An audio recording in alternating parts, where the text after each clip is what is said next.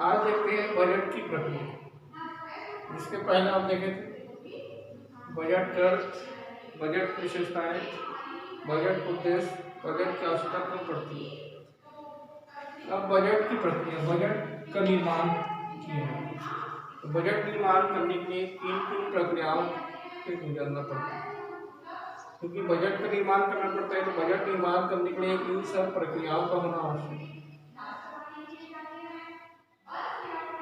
क्योंकि हम सरकारी बजट, सरकार के बजट को देखते हैं तो सरकार की बजट पारित करने के लिए इन सभी प्रक्रियाओं से गुजरना पड़ता है सरकार, तभी बजट पारित होगा। तो पहला देखते हैं बजट की तैयारी। बजट का निर्माण किसके द्वारा की जाती है? सरकार द्वारा किया जाता है। बजट का निर्माण सरकार द्वारा किया जाता है। सरकार के जो प्रशासन विभाग होते हैं इनके द्वारा इसका निर्माण किया जाता है, और इसके निर्माण के लिए सभी मंत्रालय होते हैं। सरकार के अंतर्गत मंत्रालय होती हैं। इन सभी मंत्रालयों को सूचना दी जाती है, सूचित किया जाता है। अपने अपने जो विभाग होते हैं उसमें मंत्रालय में अलग अलग विभाग होते हैं, मंत्रालय में अलग अलग विभाग होते हैं। उन सभी मंत्रालयों को सूचित किया जाता है, सूचना दी जाती है। 3 वर्षों के आय व्यय की, 3 वर्षों के दौरान कितना आय और कितना व्यय किए इनकी सूचना एकत्रित की जाती है, और इसी अनुमानों के आधार पर आय व्यय की अनुमानों के आधार पर क्या की जाती है? प्रशासन विभाग द्वारा निरीक्षण किया जाता है, सूचना पारित की जाती है। बजट बनाया जाता है। बजट निर्माण करने के लिए इन सभी प्रक्रियाओं का सहारा लेना पड़ता है। 3 वर्ष की जो आय व्यय होती है, 3 वर्ष के दौरान जो मंत्रालय होती है, इन मंत्रालयों द्वारा कितना व्यय किया गया है, कितना आय प्राप्त हुआ है, इनको पेश किया जाता है, इन पर चर्चा की जाती है। इसके बाद क्या किया जाता है? मंत्री होता है, आप सबको मालूम, मंत्री, वित्त मंत्री, ये सब क्या हो गया सदन में, ये सब चर्चा हो गया। चर्चा होने के बाद अंत में वित्त मंत्री पास भेज दिया जाता है। दूसरा है बजट पर मतदान। बजट बनाने के लिए मतदान होना। जैसे हम कप्तान का निर्माण करते हैं, कौन कौन इसको कप्तान बनाना चाहते हैं, कौन कौन इसको बनाना चाहते हैं, उसी तरह बजट पर भी मतदान की जाता है। ये सबको मान्य है कि नहीं है? बजट सरकार द्वारा पारित किए गए हैं, ये मान्य है कि नहीं है? इस पर भी मतदान की जाती है। तो ये सबसे पहले सदन में क्या होती है? निम्न सदन और उच्च सदन होता है। ये जो बजट क्या की जाती है? मतदान के लिए रखा जाता है। ये सर्वप्रथम निम्न सदन में रखा जाता है। वित्त मंत्री देश की क्या होती है? सामान्य आर्थिक स्थिति के संबंध में भाषण देता है। वित्त मंत्री होता है, इसको जैसे मतदान के लिए रखा जाता है, इस पर क्या की जाती है? वित्त मंत्री द्वारा देश की सामान्य आर्थिक स्थिति के संबंध में भाषण देता है। देश की सामान्य आर्थिक स्थिति क्या है, इसके संबंध में भाषण वित्त मंत्री द्वारा दी जाती है। और इसके बाद अनुमानों द्वारा विभिन्न उद्देश्यों की अनुमान, बजट अनुमान पर आधारित, आय वाला कितना व्यय हुआ ये तो परफेक्ट नहीं होती, अनुमान पर आधारित होती है। इसी अनुमानों के आधार पर विभिन्न राशियों को दिखाई जाती है। विभिन्न राशि मतलब शिक्षा पर कितना, स्वास्थ्य पर कितना, लोगों की जो आवश्यकता की वस्तुओं पर इसका कितना व्यय किया जा रहा है, कृषि पर कितना व्यय किया जा रहा है, ये क्या है? अनुमानित राशि होती है। इसी अनुमानित राशि के आधार पर क्या की जाती है? अनुमानित राशि के आधार पर इसको बजट को संसद के निम्न सदन में पेश किया जाता है। जिस दिन बजट रखी जाती है संसद में, उस दिन कोई बहस नहीं होती है। जिस दिन इसको बजट को संसद में रखी जाती है उस दिन इस पर कोई बहस नहीं होती। परंतु लोकसभा अध्यक्ष द्वारा बहस के लिए, इस पर यदि बहस करना है बजट पर बहस करना है तो बजट पर बहस करने के लिए लोकसभा अध्यक्ष होता है, ये दूसरे दिन क्या कर सकते हैं, निर्धारित कर सकते हैं, इस पर दूसरे दिन बहस किया जाए। ये निर्धारित कौन करता है, लोकसभा अध्यक्ष के द्वारा की जाती है। जब बहस समाप्त हो जाती है तो मांग को मत के लिए रखा जाता है। अब बहस हो गया, अब इसको मांग करने के लिए बजट को सामने पेश किया रखी जाती है। तीसरा है कटौती प्रस्ताव। बजट तो पारित हो गया विभिन्न राशियों पर, अब क्या करना है, विभिन्न राशियों को कटौती करना है, मांग में कमी करना है। तो सदस्य होते हैं वो प्रस्ताव रख सकते हैं सदन में, ये जो बजट पारित की जाती है उसको रखी जाती है। इसमें क्या की जाती है, सदस्यों द्वारा यदि कटौती करना है तो इस पर प्रस्ताव रखी जाती है, क्या क्या मदों पर, किन किन मदों पर कटौती करना है, इसके लिए प्रस्ताव रखी जाती है। यही है कटौती प्रस्ताव, सरकार द्वारा पेश किए गए। अब सरकार अपने हिसाब से बजट बनाए, सरकार में अपने हिसाब से बजट बनाए, अब इनको सदन में पेश किया जाता है। तो सदन में इस पर चर्चा की जाती है। चर्चा होने के बाद अलग अलग राजनीतिक दल के जो सांसद होते हैं उनके द्वारा इस पर प्रस्ताव रखी जाती है, कोई कटौती करना है, इसमें शिक्षा पर इतना व्यय नहीं करना है, कृषि पर इतना व्यय नहीं करना है, या अन्य मदों पर इतना नहीं करना है, व्यय नहीं करना है, तो इस पर कटौती प्रस्ताव सदस्यों द्वारा रखी जाती है। चौथा है समायोजन बिल। यदि कटौती नहीं करना है तो क्या क्या इसमें और समायोजित किया जा सकता है। जो अनुदान होती है, अनुदान होने के बाद इसको क्या किया जाती है, समायोजन के लिए बिल लोकसभा में रखा जाता है। इसमें हमको कटौती नहीं करना है, अब इस पर और क्या क्या जोड़ना है, ऐड करना है, इसके लिए समायोजन बिल रखी जाती है और समायोजन बिल लोकसभा में रखा जाता है। जो समायोजन बिल में लोकसभा में रखा जाता है और लोकसभा द्वारा इसको समायोजित बिल करते हैं। अतिरिक्त अनुदान, किसी क्षेत्र को हमको अतिरिक्त अनुदान देना है, समायोजन करना है और अतिरिक्त हमको उस पर और व्यय करना है, अनुदान देना है, विशेष अनुदान, इस पर भी क्या की जाती है, बजट पर चर्चा की जाती है। इसको हम क्या कहते हैं, अतिरिक्त अनुदान। अतिरिक्त व्यय हो जाने पर अतिरिक्त अनुदान की मांग के लिए राष्ट्रपति द्वारा मांग करने का अधिकार है। अतिरिक्त जो अनुदान है राष्ट्रपति द्वारा मांग करने का अधिकार है। अतिरिक्त हमको व्यय करना है, किसी मदों पर अतिरिक्त व्यय करना है तो अतिरिक्त व्यय करने के लिए क्या कर सकता है, राष्ट्रपति में मांग कर सकता है। पूरक बजट पेश की जाती है। बजट बनाने के लिए एक पूरक बजट होता है। आपातकाल परिस्थितियों में वित्त मंत्री द्वारा लोकसभा में पूरक बजट पारित किया। आपातकाल, संकट की स्थिति में, देश में यदि संकट, पूरा मतलब संकट की स्थिति हो गई तो संकट की स्थिति में हम क्या करेंगे, उस पर व्यय करेंगे। इसके लिए क्या की जाती है, अलग से राशि निकाल ली जाती है। क्योंकि आपातकाल हो गया, संकट की स्थिति होगी, तो आपातकाल में संकट की स्थिति में भी हमको तो देश की विकास करना है। तो देश की विकास करने के लिए भी वित्त मंत्री लोकसभा में पूरक बजट पारित करते हैं। वित्त मंत्री द्वारा क्या की जाती है, लोकसभा में पूरक बजट पारित की जाती है और संसद द्वारा इस पर स्वीकृति व्यय की सुविधा दी जाती है। जितने भी सदस्य होते हैं इनके द्वारा स्वीकृति दी जाती है, हमको इस पर व्यय करना चाहिए। ये हो गया बजट की प्रक्रिया, किन किन प्रक्रियाओं से गुजरनी पड़ती है।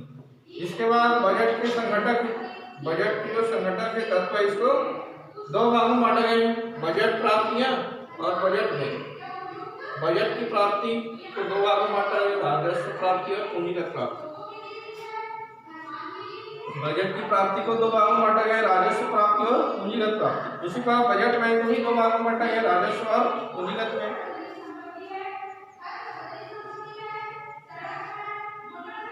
ठीक है, तो पहला है बजट प्राप्ति। बजट के संगठन के तत्व में पहला है बजट प्राप्ति। बजट की प्राप्ति किस प्रकार होती है, इसको हमको देखना है। तो जो बजट प्राप्ति, उसमें सरकार एक वित्तीय वर्ष के दौरान एक साल के दौरान सभी साधनों से प्राप्त होने वाली अनुमानित मौद्रिक आय से। एक वित्तीय वर्ष के दौरान सरकार द्वारा जो क्या की जाती है, खर्च की जाती है, सरकार द्वारा क्या की जाती है, एक वर्ष के दौरान या एक वित्तीय वर्ष के दौरान भारत सरकार द्वारा क्या की जाती है, सभी साधनों से प्राप्त होने वाली अनुमानित मौद्रिक आय, सभी साधनों से, विभिन्न साधनों से सरकार को जो आय की प्राप्ति होती है जिसको हम मौद्रिक आय कहते हैं। इनको भी दो भागों में बांटा गया है।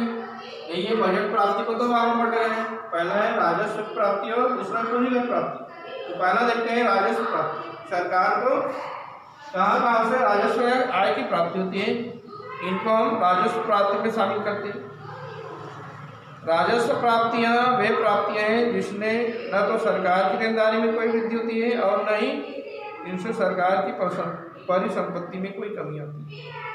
राजस्व प्राप्ति क्या होती है, न तो सरकार इसमें किसी प्रकार की देनदारी में वृद्धि करती है, सरकार द्वारा राजस्व प्राप्ति में किसी प्रकार की क्या नहीं की जाती है, देनदारी में वृद्धि नहीं करती है, और न ही इसमें किसी प्रकार की कमी आती है। इसकी परिसंपत्ति में कमी करना है या देनदारी में वृद्धि करना है, इसमें किसी प्रकार की परिवर्तन नहीं होती है। चालू आय प्राप्ति, सरकार की सभी स्रोतों से जो चालू आय प्राप्ति, सरकार को सभी साधनों से जो आय की प्राप्ति होती है राजस्व प्राप्ति में शामिल की जाती है। चालू वर्ष के दौरान सरकार को विभिन्न साधनों से जो आय की प्राप्ति होती है इनको हम किसमें शामिल करते हैं, राजस्व प्राप्ति में शामिल करते हैं। और राजस्व प्राप्ति दो भागों में बांटा गया, कर राजस्व और गैर कर राजस्व। कर राजस्व दूसरा गैर कर राजस्व। कर के माध्यम से राजस्व की प्राप्ति होती, आय की प्राप्ति होती, जिस पर सरकार को कर के माध्यम से आय की प्राप्ति होती। सरकार क्या करती है, करों में या अन्य शुल्कों से प्राप्त करती है। और गैर राजस्व क्या है, व्यापारिक राजस्व, वस्तु और सेवाओं की बिक्री पर सरकार में। कर राजस्व में सरकार क्या करती है, विभिन्न प्रकार की वस्तुओं और सेवाओं पर कर लगाती, टैक्स लगाती है, इसके माध्यम से जो आय की प्राप्ति होती है कर राजस्व। गैर राजस्व क्या है, सरकार किसी प्रकार की कर नहीं लगाती है, नहीं कर, लेकिन उसको आय की प्राप्ति होती है। जैसे हम रजिस्ट्री कराते हैं, जो भी हम संपत्ति खरीदते हैं, इससे क्या होती है, सरकार को आय की प्राप्ति होती है। सरकार है वस्तुओं और सेवाओं का क्रय विक्रय करती है, जो बिक्री से प्राप्त है वस्तु और सेवाओं का क्रय विक्रय किए जाते हैं, इनसे जो बिक्री होती है इससे भी सरकार को आय की प्राप्ति होती है। फीस है, जुर्माना है, दंड है, जुर्माना है, फीस है, दंड है। बिना हेलमेट की गाड़ी चलाओगे, बिना मास्क की गाड़ी चलाओगे तो आपसे जुर्माना वसूल किया जाएगा, दंड दिए जाते हैं। इनसे सरकार को आय की प्राप्ति होती है, इनको हम गैर राजस्व में शामिल करते हैं। ठीक है, राजस्व की प्राप्ति होती है तो राजस्व की प्राप्ति दो प्रकार की होती है, कर राजस्व और गैर कर राजस्व। ठीक, उसी बार पूंजीगत प्राप्तियां, सरकार को पूंजीगत प्राप्ति प्राप्त होता है और इसमें उन मदों को शामिल किया जाता है जिसमें सरकारी देनदारियों में वृद्धि होती है। इसमें उन मदों को सम्मिलित की जाती है जिसमें सरकार को क्या क्या प्राप्त होता है, आय की प्राप्ति होती है। इसमें देनदारी में वृद्धि होने से सरकारी परिसंपत्ति में कमी आती है। जैसे ऋण है, ऋणों की वसूली है, ऋण के माध्यम से या ऋणों की वसूली के माध्यम से पूंजीगत प्राप्ति होती है। ठीक है, इसके बाद हम देखते हैं बजट व्यय। बजट पर भी व्यय करनी पड़ती है, जिस प्रकार बजट की प्राप्ति होती है राजस्व प्राप्ति, उसी प्रकार पूंजीगत प्राप्ति होती है, उसी प्रकार बजट पर व्यय भी प्राप्त होता है। व्यय किया जाता है राजस्व व्यय और पूंजीगत व्यय, दो तरीके से व्यय किया जाता है सरकार द्वारा। इस प्रकार हम देखते हैं बजट व्यय सरकार द्वारा एक वित्तीय वर्ष में किए जाने वाले अनुमानित व्यय से, जिस प्रकार इसमें एक वर्ष के दौरान या एक वित्तीय वर्ष के दौरान वस्तुओं और सेवाओं से जो प्राप्त होती है इनको हम बजट प्राप्ति कहते हैं। उसी प्रकार एक वित्तीय वर्ष के दौरान सरकार द्वारा क्या की जाती है, व्यय किए जाते हैं। विभिन्न मदों पर सरकार द्वारा जो व्यय किए जाते हैं इनको हम बजट व्यय में शामिल करते हैं। अब बजट व्यय में पहला है राजस्व व्यय में, सरकार द्वारा राजस्व पर व्यय की जाती है। सरकार में क्या करती है, विभिन्न सरकारी प्रशासनिक विभाग होते हैं, इनका संचालन करना है। विभिन्न प्रकार की सेवाओं पर किए जाने वाले व्यय सरकार में प्रशासनिक विभागों का संचालन करना है। विभिन्न प्रकार के सरकारी विभाग होते हैं, इनका संचालन करना है। विभिन्न प्रकार की सेवाएं, विभिन्न प्रकार की सेवाएं मतलब जैसे शिक्षा है, स्वास्थ्य है, मनोरंजन है, इस पर क्या करनी पड़ती है, सरकार को व्यय करनी पड़ती है। इससे आय की प्राप्ति नहीं होती है, इस पर सरकार को व्यय करनी पड़ती है।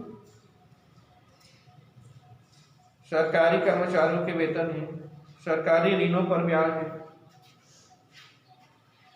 सरकारी ऋणों पर ब्याज सरकार क्या करती है, ऋण में देती है,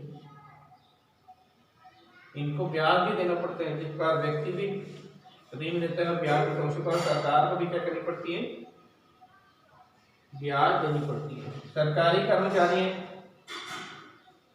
इनको वेतन देना पड़ता है, पेंशन देना पड़ता है। ये क्या हो गया, राजस्व व्यय। उस पर पूंजीगत व्यय, बजट व्यय में दूसरा है पूंजीगत व्यय। पूंजीगत व्यय सरकार को करनी पड़ती है, सरकार विभिन्न प्रकार के पूंजीगत व्यय करते हैं। एक वित्तीय वर्ष में सरकार द्वारा अनुमानित व्यय, सरकार में पूंजीगत व्यय में क्या करती है, एक वित्त वर्ष के अंतर्गत सरकार अनुमानित व्यय करती है। और इसमें सरकार द्वारा जो जमीन है, मशीन है, निगम के शेयर है आदि खरीदना पूंजीगत व्यय। सरकार की जमीन है, मशीन है, निगम के परिसंपत्ति है, इन पर भी क्या करनी पड़ती है, सरकार को व्यय करनी पड़ती है। इसको हम बजट व्यय में शामिल करते हैं। ठीक है, इसके बाद हम देखते हैं बजट के प्रकार। पहला है संतुलित बजट, दूसरा है असंतुलित बजट और तीसरा है घाटे का बजट। संतुलित बजट में क्या होती है, सामान्य बात संतुलित बजट, सरकार एक वित्त वर्ष के दौरान, सरकार इसमें एक वित्त वर्ष, एक साल वित्त वर्ष के दौरान आय और व्यय दोनों क्या होती है, बराबर होती है। सरकार जितनी व्यय करती है उतनी ही उनको क्या प्राप्त होता है, आय की प्राप्ति होती है। इसको हम क्या कहते हैं, संतुलित बजट कहते हैं।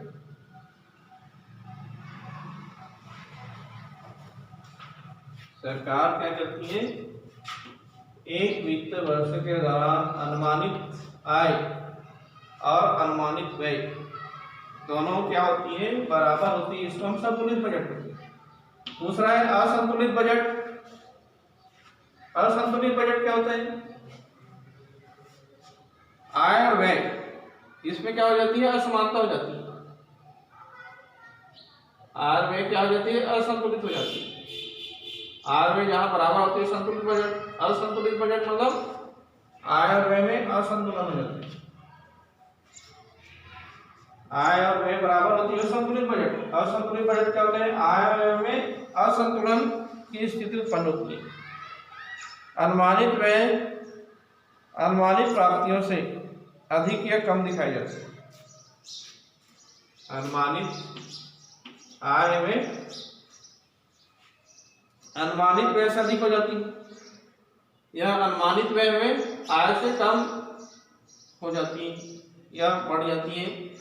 ये हो गया असंतुलित बजट। अब घाटे की बजट में आप सबको मालूम है, घाटा मतलब अनुमानित व्यय अधिक हो जाती है आय से। अनुमानित व्यय क्या हो गई, अधिक हो गई और उसकी तुलना में आय की प्राप्ति नहीं हो पाती। ये क्या हो गया, घाटे की बजट।